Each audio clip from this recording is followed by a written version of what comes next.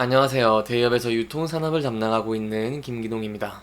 자, 오늘 현대 홈쇼핑 함께 살펴보도록 할 텐데요. 이번에 현대 홈쇼핑 같은 경우에는 실적이 발표가 됐기 때문에 이 실적에서 저희가 좀 지켜볼 포인트 두 가지 자세하게 살펴보도록 할 거고요. 그리고 나서 이 홈쇼핑 부분에 성장성이 좀 돋보이기 때문에 여기에 대한 내용들은 좀 더 자세하게 살펴보도록 하겠습니다. 또한 현대홈쇼핑의 차트를 보시면은 최근에 소폭 부진한 모습을 보여주긴 했죠. 이 부분들에서 저희가 반등을 위해서 어떠한 포인트를 지켜봐야 되는지 제가 좀 두 가지로 자세하게 설명해 드리도록 하겠습니다. 일단 실적 함께 살펴보도록 할 텐데요. 매출액 같은 경우에는 이 9,526억 원대를 기록을 했고 영업이익은 332억 원대를 기록하는 모습을 보여주면서 동기 대비로 82%, 88% 증가한 모습을 보였습니다. 이렇게 큰 폭으로 증가한 이유는 바로 현대홈쇼핑이 한섬이랑 현대푸처넷을 종속회사로 편입을 했기 때문에 원래는 지분법 손익에만 반영됐던 실적이 이 연간 매출이랑 영업이익에 포함됐기 때문이다라고 좀 이해를 해주시면 좋을 것 같습니다. 그렇다면 이렇게 좋은 실적을 냈는데 여기에 대한 세부적인 내용들은 어떻게 됐을까요? 저희가 좀 지켜보기 위해서 제가 IR 자료를 좀 가져왔습니다.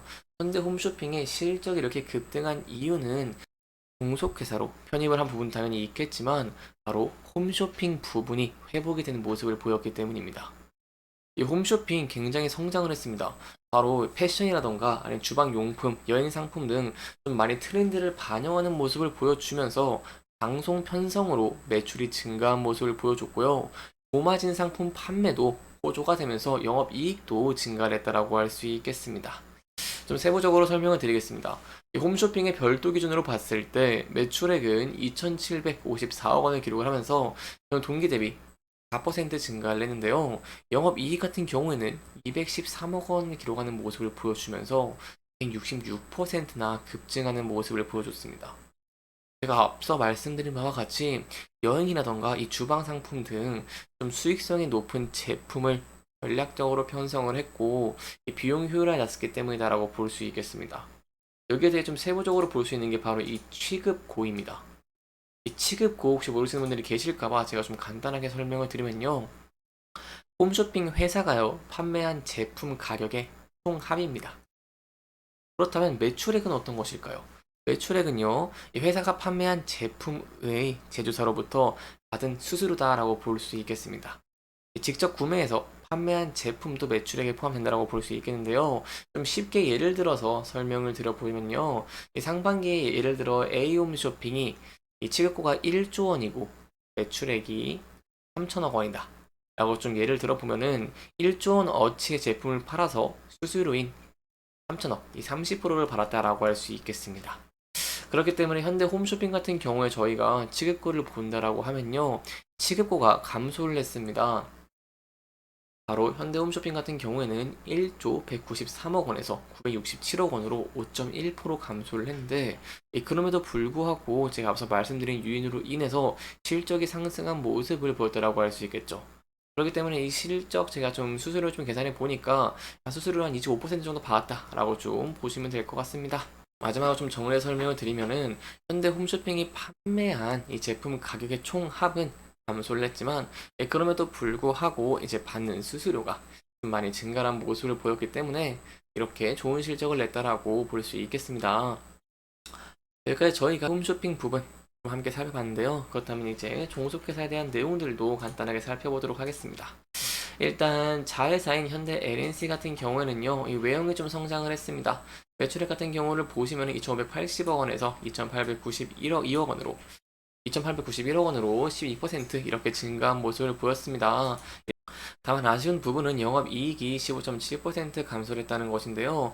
뭐 창호라던가 인테리어 스톤 등 국내에서 좀 판매가 많이 늘어나면서 이렇게 매출은 증가하는 모습을 보이긴 했지만 이 상품 믹스 변화가 됐기 때문에 영업이익이 좀 감소했다라고 볼 수 있겠습니다. 또한 한샘 같은 경우에도 지난해 동기 대비로는 실적이 조금 하락을 한 모습을 보였습니다. 매출액 같은 경우에는 3,457억 원에서 3,417억 원으로 이렇게 한 1.2% 정도, 그리고 영업이익 같은 경우에는 58억 원에서 48억 원으로 29.5% 정도 줄었다고 볼 수 있겠습니다. 아무래도 물가가 높고 이제 금리가 좀 높다 보니까 의류 소비가 좀 많이 부진했기 때문이다라고 좀 이해해 주시면 좋을 것 같습니다. 다만 그러면서 저희가 이 종속회사 한섬에 대해서 좀 기대 가능한 포인트가요. 이 현대바이오랜드 등 이런 그룹 계열사와 협업을 해서 좀 새로운 고객층을 겨냥을 하는 이 신규 화장품 브랜드 론칭 그리고 이 수입 뷰티 브랜드 확대할 계획을 가지고 있다라고 할 수 있겠고요. 특히 고기능성 화장품 제조에 특화된 한섬 라이프앤 지분을 이 100%를 확보하는 등 향후 적극적인 투자 체계라던가 이 계획을 가지고 있기 때문에 이런 면들에 힘 입어서 이제 현대홈쇼핑의 종속회사들이 좋은 실적을 내고 그로 인해서 현대홈쇼핑의 전적인 실적적인 부분에서 성장을 이뤄낼 수 있을지 좀 저희가 함께 지켜보시는 게 중요할 것 같습니다.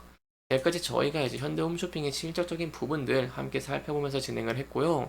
마지막으로 차트적인 부분 함께 살펴보도록 하겠습니다. 차트를 보시면은 현대홈쇼핑 같은 경우에는 최근에 소폭 조정을 많이 받은 모습을 보였죠. 특히 이제 미국의 경기 침체 우려가 많이 불거지는 모습을 보이고 있다 보니까 코스피와 코스닥이 급락을 했고 이에 따라 홈쇼핑, 현대홈쇼핑도 급락을 하는 모습을 보이기도 했습니다. 따라서 이 부분대에 좀 대응 전략이 중요할 것 같은데요. 반등을 위해서 저희가 좀 두 가지를 지켜봐야 됩니다.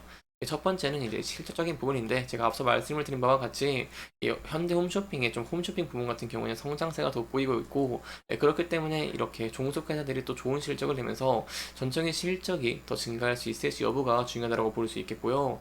두 번째는 지수의 영향으로 주가의 급등락이 좀 많이 보이고 있는 모습을 보이고 있기 때문에 전적인 지수가 좀 많이 반등을 하면서 경기 침체 우려가 좀 불식이 되고 이로 인해 지수 반등에 힘이 와서 현대홈쇼핑의 주가도 상승을 할 수 있을지 여부가 굉장히 중요하다라고 볼 수 있겠습니다. 따라서 이러한 두 가지가 좀 긍정적인 면을 띠면서 주가가 상승하는 모습을 보이게 된다고 한다면 저희가 이 앞서서 지지를 많이 받았고 저항을 받았던 장기 이평선이 있다. 바로 장기 이평선 481선이 있는데 그렇기 때문에 이 부근대를 돌파를 하면서 좀 추세가 전환될 수 있을지 함께 지켜보시는 게 굉장히 중요할 것 같습니다. 특히 이 부근대를 돌파하는 모습을 보여주게 된다고 한다면 이 앞선 이 지지 저항 라인대를 돌파할 가능성이 높기 때문에 여기에 대한 여부는 함께 지켜보시는 게 중요할 것 같습니다. 다만 항상 리스크적인 측면도 대비하는 것이 중요하기 때문에 이 부근대에서 소폭 조정을 받는 모습을 보이게 된다고 한다면 저희가 이제 이 지지 라인대를 좀 돌파하는 모습을 보였죠. 그렇기 때문에 이 부근대에서 좀 지지를 받을 수 있을지 혹은 이 부근대를 이탈하게 될 시에는 이 전저점 부근대에서 지지를 받음으로 인해서 반등을 할 수 있을지 여부를 함께 지켜보시는 게 중요할 것 같습니다. 이렇게 이번 영상에서는요, 저희가 현대 홈쇼핑의 실적적인 부분들, 그리고 향후 좀 어떠한 포인트를 지켜봐야 되는지까지 함께 짚어보면서 진행을 했고요. 해당 영상은 개인적인 의견이 많이 들어가기 때문에 투자자분들의 주관적인 생각과 해당 내용을 토대로 현명한 선택을 하시면 좋을 것 같습니다. 이렇게 영상 잘 보셨다면 다음 영상도 시청해 주시길 바라면서 오늘 영상 마무리하도록 하겠습니다. 여기까지 시청해 주셔서 감사합니다.